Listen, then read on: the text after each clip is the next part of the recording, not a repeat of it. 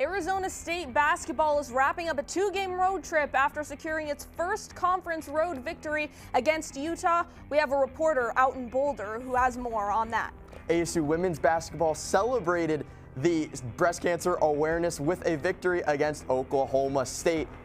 Deborah Davenport set a new career high of 18 points. More on that and their upcoming road trip to come. ASU hockey took a trip down to Colorado Springs as is now back home to face St. Cloud State. Hasn't swept a conference opponent in quite a long time. We'll have everything you need to know on this week's episode of Cronkite Sports Live.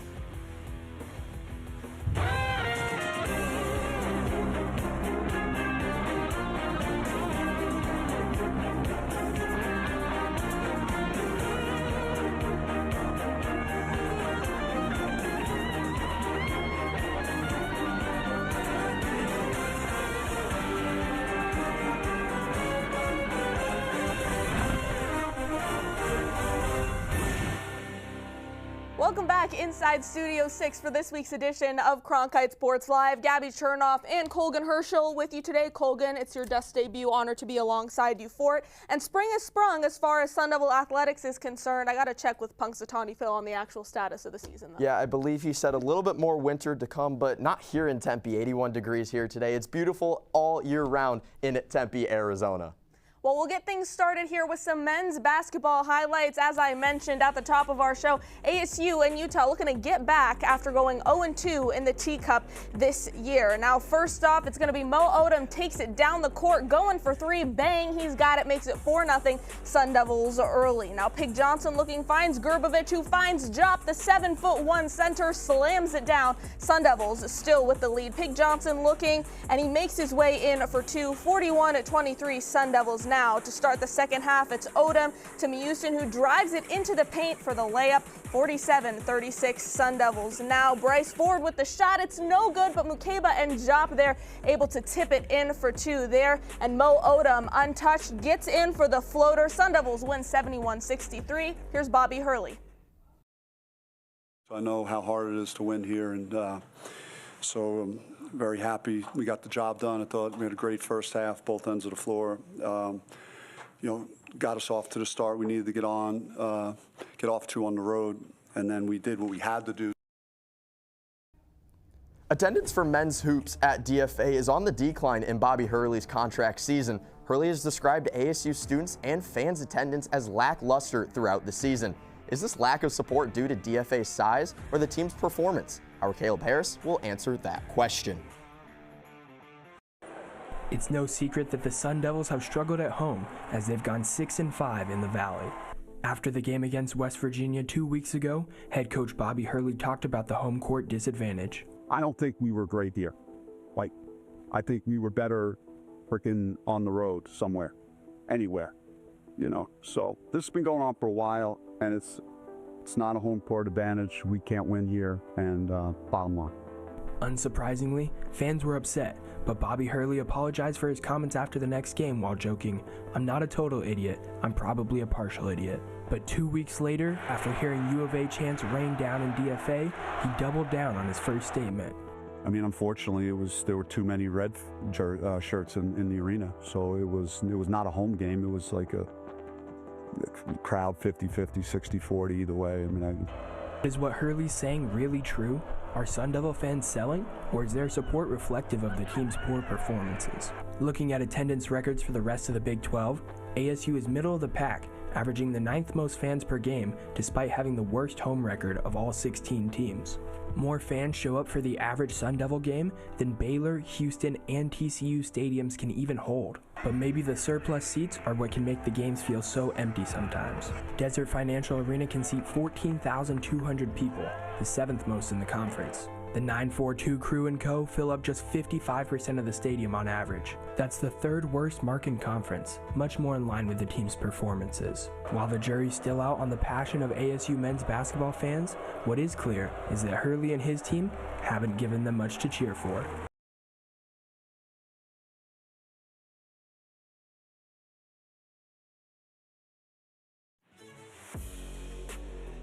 back versus Oklahoma State after a loss to Kansas State. ASU decked out in the pink for Breast Cancer Awareness Night. In the first quarter, it's Jaya Levette to Deborah Davenport for her first three-pointer of the game. Continuing in this quarter, it's Amaya Williams who dribbles to the top of the key for a long two-pointer. Oklahoma State took a 14-13 lead into this second quarter. Levette in to McKenna Brackens, who swings it to Davenport for an easy layup. And then time winding down in the half, it's Washington to Laster Poa for the buzzer beater three. That gave ASU a 2-point 31-29 lead into halftime. Third quarter, it's Poa to Gabby Elliott for the three-pointer, which put ASU up by 6 points. Once again, back to Marley Washington with another three-pointer. ASU went 7 for 19 from 3 points in this game. After Oklahoma State attempted to come back in the fourth quarter, Davenport gets the dagger layup off of a Brackens miss. ASU wins 74-69. Davenport career high 18 points with Brackens with 20 points, who rings the bell. And here's Molly Miller on the victory. But it's the same thing. It's got to be the same approach. What's it going to take to win this game? We've got to practice that and then have it carry over on the court. But then we have to just do it with a little extra fight, a little extra hustle, a little extra communication. We know this team needs that extra to be able to win these games. ASU women's basketball is 2-4 in Big 12 away games, and its next road test is against number 15 Baylor. After the trip to Waco, half of the Sun Devils' last 6 regular season games are on the road, and our Harrison Fuller takes us on a trip inside the Molly Miller Mobile for a look back at some of the forks in the road away from Tempe. After starting a perfect 15-0, Arizona State women's basketball set off on a road trip that started in the Rockies and eventually led them to the Buckeye State. But that road trip had some road bumps, leaving ASU winless in their last 4 away games. First, they left Tempe for Provo, Utah. The Sun Devils were driving smooth at 15-0, but then they had to screech to a halt for a Cougar crossing. The winding mountain roads made the Sun Devils a bit queasy, blurring their vision and blurring the rim. Their shot wasn't falling like it had in previous games. ASU lost to BYU 71-62, their first of the season. Next, ASU set off for the Lone Star State to play number 13 TCU. The Horned Frogs held the Sun Devils to 46 points in the game, where they shot 29% from the field. That loss really slowed the Sun Devils down. They then traveled east into the mountains to face West Virginia. The number 22 ranked Mountaineers' relentless pressure and full court press took a toll on ASU's shooting, and apparently their gas pedal. Both were broken after this one. West Virginia held the Sun Devils to a season-low 43 points, including just 6 points and 0 made threes in the fourth quarter. Then they headed to their most recent stop to play Cincinnati. The Bearcats came into the game with a 2-6 record in the Big 12. The long haul from Morgantown to Cincy caused a sluggish performance against the Bearcats. After a late-game fumble, the Sun Devils conceded their 4th straight away game. By this time, the Molly Miller Mobile was smoking from the engine. After a slow-moving game in Cincinnati, the Sun Devils need to pick up their pace, rolling into Waco to play number 15 ranked Baylor. The Bears sit near the top of the Big 12, so the Sun Devils need to floor it if they want any chance to win. The road ahead may be bumpy, but it doesn't end. ASU and Molly Miller still have time to find the gas pedal and accelerate to the Big 12 tournament. For Cronkite Sports, I'm Harrison Fuller. Molly Miller's hiring gave the Sun Devils new life. A dominant era looked to be on the horizon after the undefeated start, but women's hoops has since cooled off in Tempe, and Brady Foxwell will dive into the numbers of their struggles. Thanks, Colgan. Allow me to paint you a picture. An elite defense, 4th best in the Big 12, that holds opponents to 58 points a game. A top 5 scorer in the conference in Gabby Elliott, averaging 16.7 points per game. A 19-5 record. I mean, this is the best season in years. But as the saying goes, ball don't lie, and in this case, neither do the numbers. ASU, TCU, Texas Tech, and Iowa State all started out undefeated, but the latter 3 appear to be locks for the tournament, while the Sun Devils are on the outside looking in. So what is it that separates a good team from a great team? Well, great teams don't turn the ball over. Looking at Iowa State, they have an assist-to-turnover ratio of 1.65, which not only leads the Big 12, but is good for 3rd best in the country. Texas Christian and Texas Tech are also in the top 6 of the Big 12, but Arizona State ranks 10th, with a ratio of 0.88 averaging more turnovers than assists. And even though ASU's defense creates 4 more turnovers than they give up, their inability to create shots could prevent them from making the tournament in March. Also, ASU has to be better from behind the arc. The Sun Devils rank 13th in the conference from 3, shooting a lackluster 28%. Meanwhile, Iowa State also leads the Big 12 in three-point percentage at 37%, with TCU and Texas Tech at 3rd and 4th respectively. And ASU's weak shooting plays a big part in why they average only 67 points per game, which puts them at 14th in the Big 12. As the Sun Devils demonstrated on Wednesday, when the 3 ball is falling, they can beat the Big 12's best. Now it's just a matter of being consistent. And I'm sure you all know the saying that defense wins championships. But even then, TCU and Texas Tech play better defense than the Sun Devils. TCU's opponent field goal percentage is an incredible 33%, with Texas Tech at 35%. See, Iowa State can get away with mediocre defense because they have the 13th best offense in the country. Arizona State, however, has to clean it up on both ends. Tomorrow, ASU travels to Waco to face off against number 15 Baylor, where the Sun Devils have the opportunity to show that they can be a great team, or if they'll just have to settle for being good. Back to you guys. Hey, thanks, Brady. Let's do that hockey. Sun Devils took a trip down to the Centennial State against Colorado College. It's Logan Morrell here with a short side snipe just 12 seconds into the power play. Makes it 2-0 ASU. Now 2-1. It's former Sun Devil Ryan Alexander who sneaks it 5-hole underneath Connor Hasley. Sam Alfano dekes out Caden Iberico, 2 in a row there. And then it extends to a 3-point lead thanks to Arizona native Ty Nash. Third period, though, check out that scoreboard. It's now a tie game. The 3-point lead dwindled and now into overtime. It's Captain Bennett Shimmick. Oh, Captain, my captain dances around the man, finds the seam. Joel Shelberg nets the overtime winner, 6-5, your final score from the Springs on Friday night. All right, Saturday back at Ed Robson Arena in the first period. Urban will make the initial save here, but Thomas Murshich finishes the job. This game not quite as close as it was on Friday night. 3-0 now, the one-timer from one knee by Colorado College.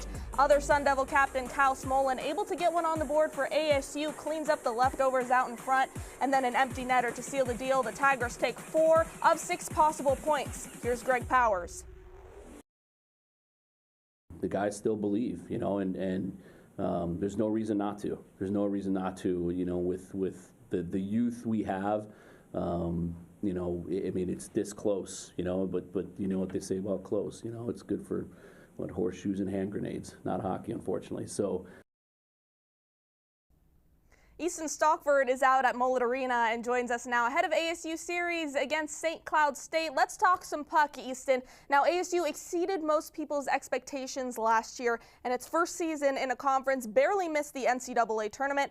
And now the Sun Devils are 29th in the NPI, right in the middle of the pack. And it sounds like this isn't the only inconsistency going on with the team right now.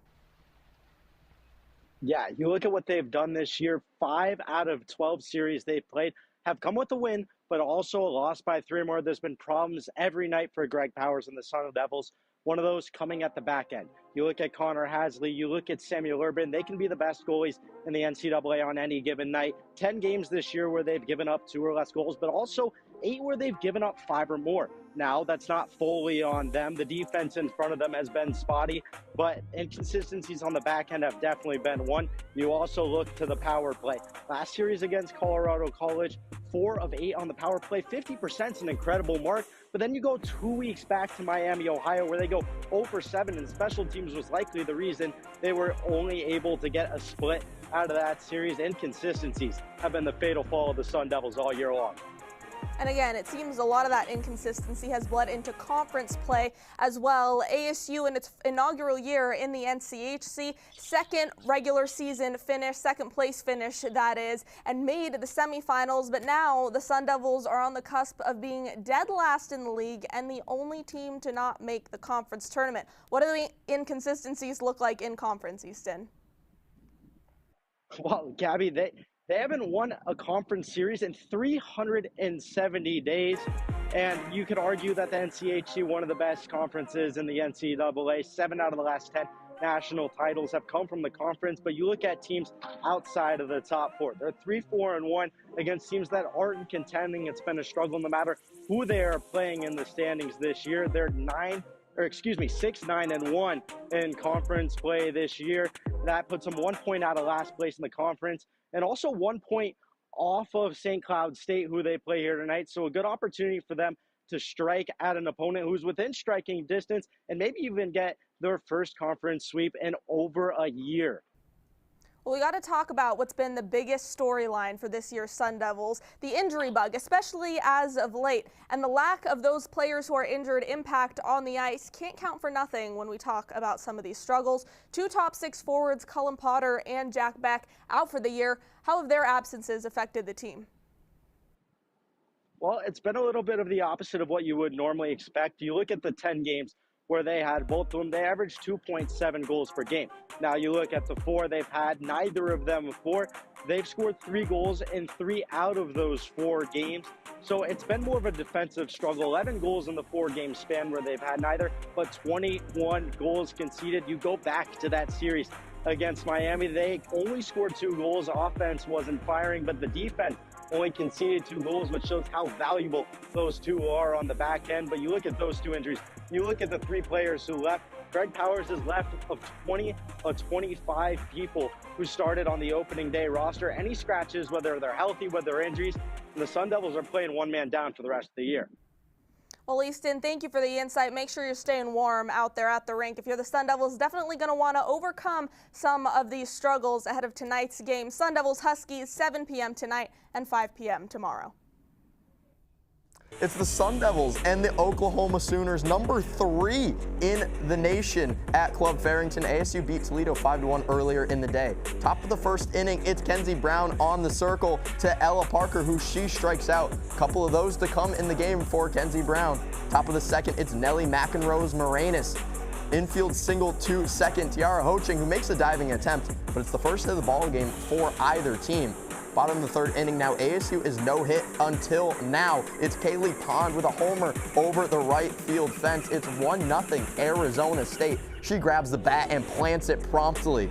Top of the 6th inning now, it's with Ella Parker, who's at first. Kendall Wells with a home run over the left center wall. 2-1 Oklahoma. That's their first runs of the game and put them on top over the Sun Devils. Top of the 7th now, Kenzie Brown with yet another strikeout to Ella Parker. That's 13 strikeouts on the night for Kenzie Brown. Bottom of that same inning, winning run at the plate, and it's a pop-up. Oh no, Emily Shep pops out to Kendall Wells at catcher, and that finishes the game for the Sun Devils, a 2-1 loss against the number 3 team in the nation in the Oklahoma Sooners. Arizona State was picked to finish 3rd in the Big 12 preseason poll, but third-year head coach Megan Bartlett and her squad are aiming higher. They'll look to do so with a few fresh faces on their roster, and our Ashton Sharon has more on the newcomers who made their Farrington Field debuts last night.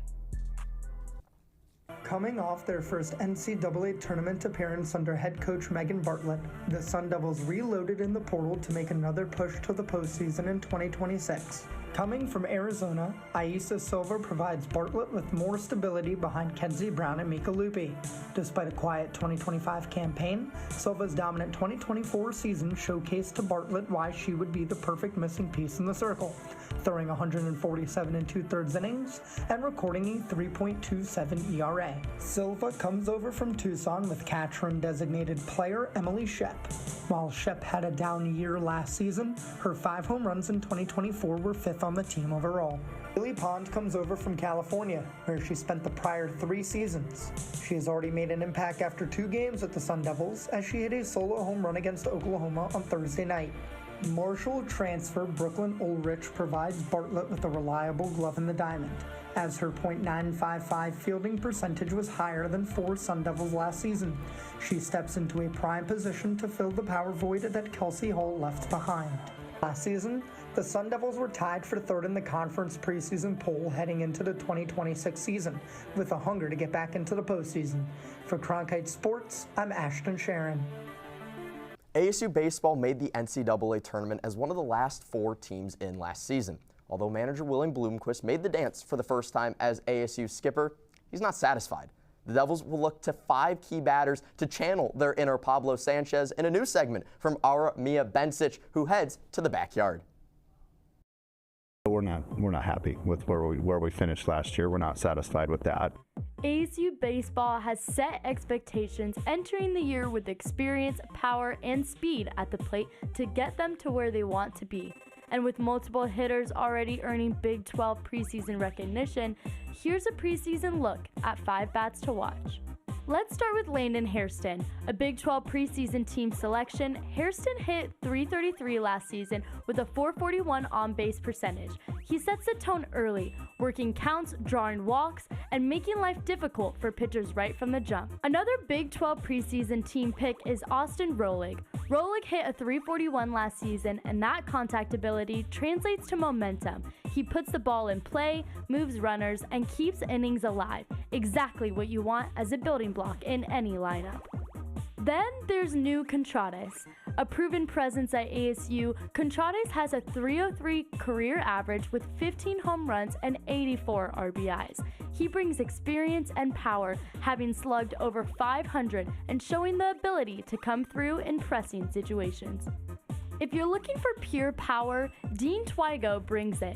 The Mountain West Co-Player of the Year hit .377 with 18 home runs and 74 RBIs last season at UNLV with an OPS over 1,000. And he's the type of bat that can change the game with one swing. And don't sleep on Dominic Longo II. Longo hit a .305 with 11 home runs, drove in 60 runs, and stole 22 bases.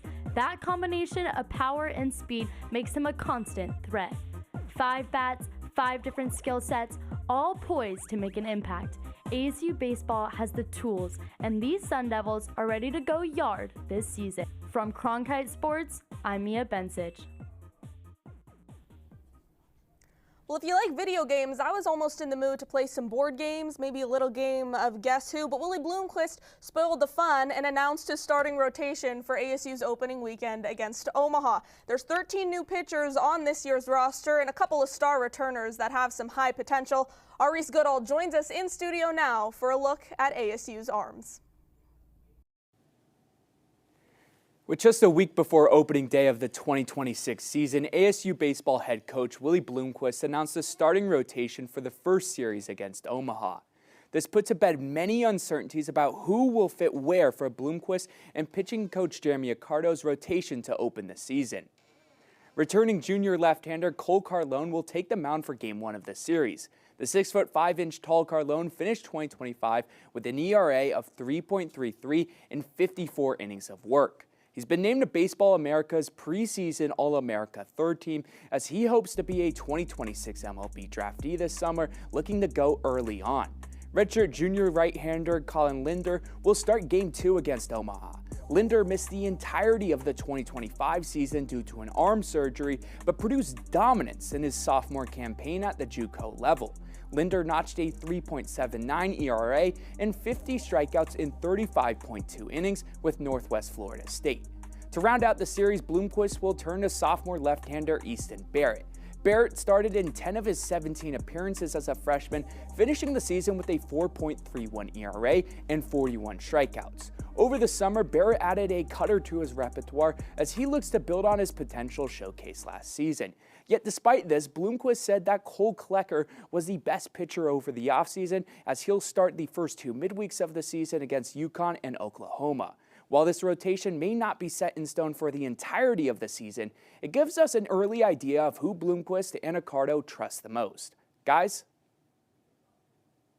The Arizona State water polo team has gone worldwide with international representation across the entire roster. WCSN water polo reporter Mahala Reynolds guides us through a game of Marco Polo. The sport of water polo has a strong international presence, spanning colleges and pools all across the globe, and Arizona State University is no different. ASU houses a 23-person roster with 10 different countries represented. In fact, let's do a check-in on how ASU's players are today. Let's play a little game called Marco Polo to find them. We know they are in Arizona, but let's be more specific. Marco, Tempe, Polo. Of course, there they are at the Mona Plummer Aquatic Center gearing up for the ASU Invitational this weekend. As you can see, all 10 flags and one pool representing the different players from each country. Oh, but wait, it looks like I only count 7 of 10 flags. Where could the other 3 be? Looks like it's time for another round of Marco Polo to round up the remainder of the Sun Devils. I'm going to take a pretty wild guess and say Marco, Portugal, Polo. I guess I was pretty right on. It appears that 3 of ASU's players are playing in Marco Polo from all the way in Funchal, Portugal. Why, you may ask? Well, let's take a closer look. It looks like the 2026 Women's Water Polo European Nationals is taking place in Portugal for the first time, and 3 Sun Devil freshmen, Camelia Buluk-Bashi, representing France, Mia T. Roche, Israel, and Jelena Bucek for Croatia are out there getting to represent their country on a national stage. They have been out there for 11 days playing against 16 teams competing for their respective countries. Although none of the countries came in first place, they all did manage to place within the top 10, making it into the higher rounds. Croatia placed 6th, Israel 7th, and France 8th, and Jelena Bucek from Croatia found herself in a list of top 5 assists for the entirety of the competition with 17. Now that we have discovered where all our players are at, the Sun Devils are jumping back into the pool this weekend with 6 matches in the hope to keep themselves undefeated at home. For Cronkite Sports, I'm Michaela Reynolds. It's my favorite time of the day. It's top plays time. Marley Washnitz, ASU women's basketball against Oklahoma. Last Terpoa sinks the 3. It's a buzzer beater at the end of the first half. Over to Club Farrington, it's Kaylee Pond at the plate, and she slams her first home run in her Sun Devil career over the right field fence. That was the first hit of the game for the Sun Devils, putting them up 1-0. Different diamond, but scataboo, scatacan, scatabomb. He smacks that one over the fences, has to use a pinch runner, of course. But hey, that surgery and that injury doesn't look to be slowing Scat down at all. To the hardwood of DFA, oh no, U of A, oh baby, there's Pig Johnson. Pigs can fly. Back the other way, it's Santi Truitt, who misses the layup, but put an all-wheel drive forward with the dunk. Want to use all the hockey vocab here. Beauty, nasty, yucky, gross, whatever you want to call it. That's what Bennett Chimmick did right here. And Joel Shelberg snipes it home to take it on Friday. We showed you that one, but we just had to show you it again. And ASU will take on St. Cloud State tonight and tomorrow at home. You got a couple of hockey heads up here on the desk. I know I'm excited for that one. I'll be there both days. Yeah, and we've had some great anchors come through this show sitting at this desk, but I would have to say this duo probably has the most amount of puck knowledge that we have ever seen on Cronkite Sports Live. And for this second episode of season 24, we'll say farewell and so long from Studio 6 here in Phoenix, Arizona. So long. Thank you for watching.